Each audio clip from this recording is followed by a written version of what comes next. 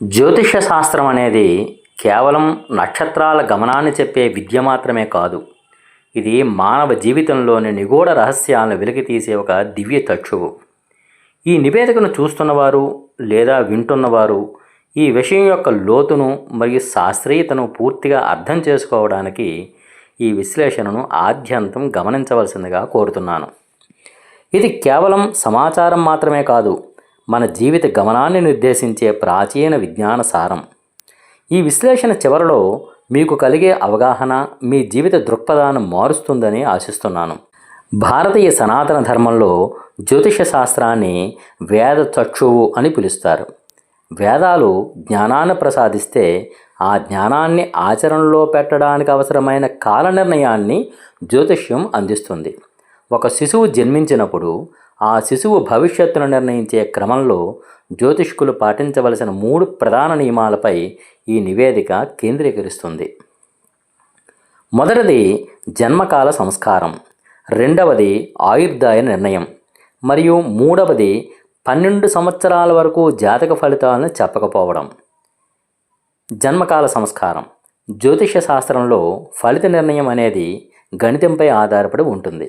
గణితం సరైనది కాకపోతే ఫలితం ఖచ్చితంగా తప్పుతుంది.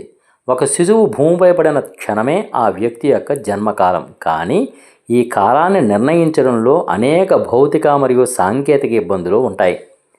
గడియారాలలో ఉండే తేడాలు, శిశువు ఉద్భవించిన క్షణానికి శిరోదర్శనం మరియు భూమిని తాకిన క్షణానికి భూపతనం మధ్య ఉండే కాల వ్యత్యాసం జాతక చక్రాన్ని పూర్తిగా మార్చివేసే అవకాశం ఉంది. జన్మకాల సంస్కారం ఎందుకు చేయాలి అంటే, జ్యోతిష శాస్త్రవేత్త శివల సుబ్రహ్మణ్యం గారి పరిశోధనల ప్రకారము ఫలితాలు తప్పడానికి ప్రధాన కారణం సరైన జన్మకాలం లేకపోవడమే.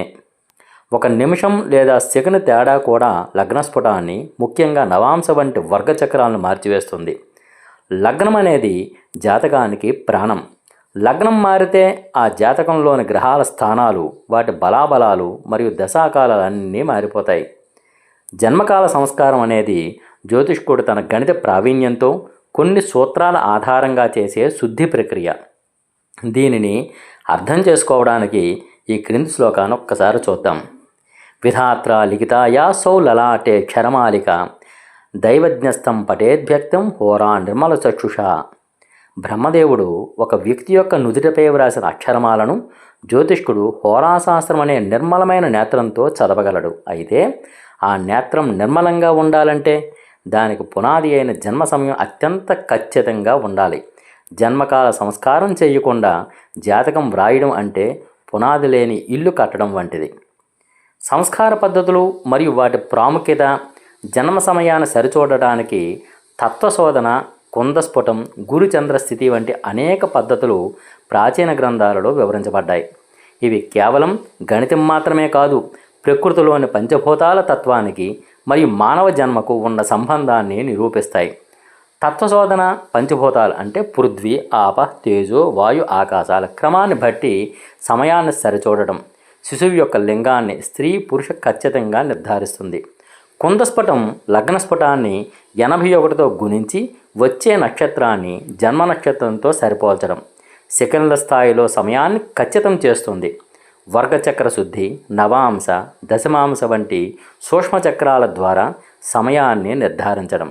వృత్తి, వివాహం వంటి కీలక విషయాల్లో ఖచ్చితత్వం కోసం పనికివస్తుంది. ఈ సంస్కారాలు చేయడం వల్ల జ్యోతిష్కుడు ఆ వ్యక్తి యొక్క జీవితంలోని గత సంఘటనలను సరిచూసుకొని భవిష్యత్తుపై నమ్మకమైన అంచనాకు రాగలడు. ఆయుర్దాయ నిర్ణయం. ఫలితాలకు ముందే ప్రాణపరీక్ష. జాతకంలో ధనయోగాలు, రాజ్యయోగాలు, వివాహ యోగాలు ఎన్ని ఉన్నా అవన్నీ అనుభవించడానికి వ్యక్తి జీవించి ఉండాలి కదా. అందుకే జ్యోతిష శాస్త్రంలో ఆయుఃపూర్వం తతో భాగ్యం అన్నారు. అంటే ముందు ఆయుష్, ఆ తరువాతే అదృష్టం అనే సూత్రాన్ని పాటిస్తారు. ఆయుర్దాయ నిర్ణయం చేయకుండా ఫలితాలు చెప్పడం అనేది శాస్త్ర విరుద్ధం. ఆయుర్దాయ నిర్ణయం ఎందుకు అంటే, ప్రతి జాతకానికి ఒక పరిమితి ఉంటుంది. కొందరు అల్పాయుష్కులుగా, కొందరు మధ్యమాయుష్కులుగా, మరికొందరు దీర్ఘాయుషులుగా జన్మిస్తారు. జాతకంలో గ్రహాల స్థితి ఎంత అద్భుతంగా ఉన్నా ఒకవేళ ఆయుష్ తక్కువగా ఉంటే ఆ యోగాలన్నీ నిష్ప్రయోజనమే అవుతాయి కదా. మంత్రేశ్వరుడు తన ఫలదీపికలో ఆయుర్దాయాన్ని లెక్కించడానికి ప్రత్యేక అధ్యాయాన్ని కేటాయించారు. జ్యోతిష శాస్త్రం ప్రకారము ఆయుర్దాయాన్ని ఈ క్రింది విధంగా వర్గీకరిస్తారు. బాలారిష్టం పుట్టిన దగ్గర నుంచి 12 సంవత్సరాల శిశువుకు గండాలు ఉండే కాలం అన్నారు. యోగారిష్టం 12 నుండి 20 సంవత్సరాల గ్రహాల కలయిక వల్ల వచ్చే గండాలు. అల్పాయువు 20 నుంచి 32 సంవత్సరాల పరిమిత జీవనకాలం. మధ్యమాయువు 32 నుండి 70 సంవత్సరాలు సామాన్య జీవనకాలం. దీర్ఘాయువు 70 నుండి 100 సంవత్సరాలు పైబడి సంవత్సరాలు సంపూర్ణ ఆయుష్. పరాశర మహర్షి బృహత్ పరాశర హోరాశాస్త్రంలో ఆయుర్దాయాన్ని నిర్ణయించడానికి పిండాయువు, అంశాయువు, నైసర్గికాయువు వంటి పద్ధతులను వివరించారు. ఈ గణనలు లేకుండా ఇచ్చే అంచనాలు విఫలం కావడానికి అవకాశం ఎక్కువగా ఉంటుంది. జాతక చక్రంలోని 8వ ఇల్లు అంటే అష్టమస్థానం మరియు ఆయుష్కారకుడైన శనిగ్రహం యొక్క బలాబలాలు ఇక్కడ చాలా కీలకం. శిశువు యొక్క జాతకం రాయడానికి 12 సంవత్సరాల రహస్యం. ఎందుకు వేచి ఉండాలి? సాధారణంగా శిశువు జన్మించిన వెంటనే జాతకం రాయాలని అందరూ ఉవ్విళ్ళూరుతుంటారు. కానీ శాస్త్రం 12 సంవత్సరాల వరకు జాతక ఫలితాలను నిశ్చయంగా చెప్పవద్దని సూచిస్తోంది. దీని వెనుక అత్యంత గూఢమైన కర్మ సిద్ధాంతం మరియు ఖగోళ శాస్త్ర కారణాలు ఉన్నాయి. కర్మ విభజన సూత్రం. జ్యోతిష శాస్త్ర రహస్యాల ప్రకారము ఒక శిశువు జన్మించిన మొదటి 12 సంవత్సరాల కాలం ఆ శిశువు యొక్క స్వంత ప్రారబ్ధ కర్మ కంటే తల్లిదండ్రుల కర్మ ప్రభావమే ఎక్కువగా ఉంటుంది. కర్మ ప్రభావం వివరణ. పుట్టింది లగాయతూ 4 సంవత్సరాలు తల్లి అంటే మాతృకర్మ, శిశువు ఆరోగ్యము, పోషణ పూర్తిగా తల్లి పాపపుణ్య ఫలితంపై ఆధారపడి ఉంటుంది. 4 నుంచి 8 సంవత్సరాలు తండ్రి పితృకర్మ, తండ్రి యొక్క అదృష్టం, ఆయన చేసిన కర్మలు శిశువును రక్షిస్తాయి లేదా ఇబ్బంది పెడతాయి. 8 నుంచి 12 సంవత్సరాలు శిశువు స్వకృత కర్మ, శిశువు తన పూర్వజన్మల నుండి తెచ్చుకున్న ప్రారబ్ధ కర్మను అనుభవించడం ప్రారంభిస్తుంది. ఈ 12 ఏళ్ల కాలాన్ని బాలారిష్టకాలం అంటారు. ఈ సమయంలో శిశువు జాతకాన్ని విశ్లేషించడం కష్టసాధ్యం. ఎందుకంటే ఆ ఫలితాలు తల్లిదండ్రుల దశల ద్వారా ప్రభావితం అవుతుంటాయి. తల్లిదండ్రుల జాతకంలోని 3వ, 4వ దశలు శిశువు యొక్క మొదటి దశలను రక్షిస్తాయి. ఖగోళ మరియు ఆధ్యాత్మిక కారణాలు. గురుగ్రహ చక్రం. ఖగోళ చక్రం ప్రకారము బృహస్పతి అంటే గురుగ్రహం ఒక రాశి చక్రాన్ని పూర్తి చుట్టి రావడానికి 12 సంవత్సరాలు పడుతుంది. గురువు జీవకారకుడు మరియు రక్షకుడు. ఒక పూర్తి చక్రం పూర్తయ్యే వరకు శిశువు దైవరక్షణలో ఉంటాడని, ఆ తర్వాతే ఆ వ్యక్తికి స్వంత గ్రహబలం వర్తిస్తుందని నమ్ముతారు. బాలారిష్టాలు మరియు నక్షత్ర దోషాలు.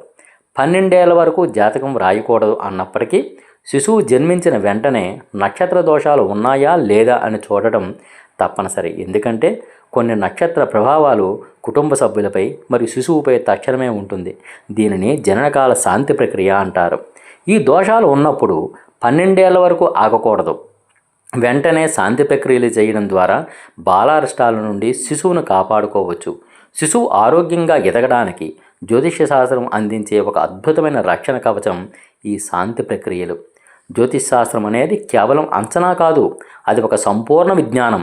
కానీ నేటి వేగవంతమైన ప్రపంచంలో సరైన పరిశోధన లేకుండా ఫలితాలు చెప్పడం వల్ల శాస్త్రానికి అపకీర్తి వస్తోంది. జ్యోతిష్కుడు అహంకారాన్ని వీడి ఈశ్వర స్మరణతో ఖచ్చితమైన గణితంతో జాతకాన్ని విశ్లేషించాలి. ఒక వ్యక్తి యొక్క జీవితాన్ని ప్రభావితం చేసే అంశాలు ప్రధానంగా 3.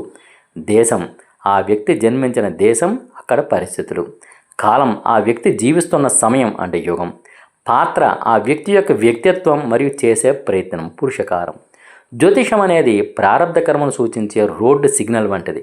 ముందు ప్రమాదం ఉందని తెలిస్తే మనం జాగ్రత్తగా వెళ్ళగలం. అలాగే జాతకంలోని దోషాలను తెలుసుకొని శాంతి ప్రక్రియలు మరియు సత్కర్మల ద్వారా వాటి తీవ్రతను తగ్గించుకోవచ్చు. సారాంశంగా చెప్పాలంటే జ్యోతిష్ శాస్త్రం ఒక క్రమశిక్షణతో కూడిన విద్య. శిశువు జన్మించినప్పుడు మొదట జన్మకాల సంస్కారం చేయడం ద్వారా ఆ వ్యక్తి యొక్క ఖచ్చితమైన ఉనికిని గుర్తిస్తాం. ఆ తర్వాత ఆయుర్దాయ నిర్ణయం చేయడం ద్వారా ఆ వ్యక్తి యొక్క జీవన పరిమితిని అర్థం చేసుకుంటాం. చివరగా 12 సంవత్సరాల నియమాన్ని పాటించడం ద్వారా శిశువు యొక్క సహజ ఎదుగుదలకు, కర్మ పరిపక్వతకు అవకాశం ఇస్తాం. ఈ విశ్లేషణ మీకు జ్యోతిష్ శాస్త్రం పట్ల ఉన్న అపోహలను తొలగించి దానిపై ఉన్న గౌరవాన్ని పెంచుతుందని ఆశిస్తున్నాను. ఇది మన పూర్వీకులు మనకు అందించిన అమూల్యమైన సంపద. ఈ విశ్లేషణను పూర్తిగా చదివినందుకు, వినినందుకు ధన్యవాదాలు. ఈ సమాచారం మీకు ఉపయోగకరంగా అనిపిస్తే ఈ నివేదికను ఖచ్చితంగా లైక్ చేయండి మరియు మీ మిత్రులకు, శ్రేయోభిలాషులకు షేర్ చేయండి. జ్యోతిష మరియు ఆధ్యాత్మిక విషయాలపై మరిన్ని లోతైన విశ్లేషణల కోసం మా ఛానల్ని సబ్స్క్రైబ్ చేసుకోండి. మీ అభిప్రాయాలను మరియు సందేహాలను కింద ఉన్న కామెంట్ బాక్స్లో తెలియజేయండి. మీ ప్రతి స్పందన మాకు ఎంతో విలువైనది. సర్వే జనా సుఖినో భవంతు.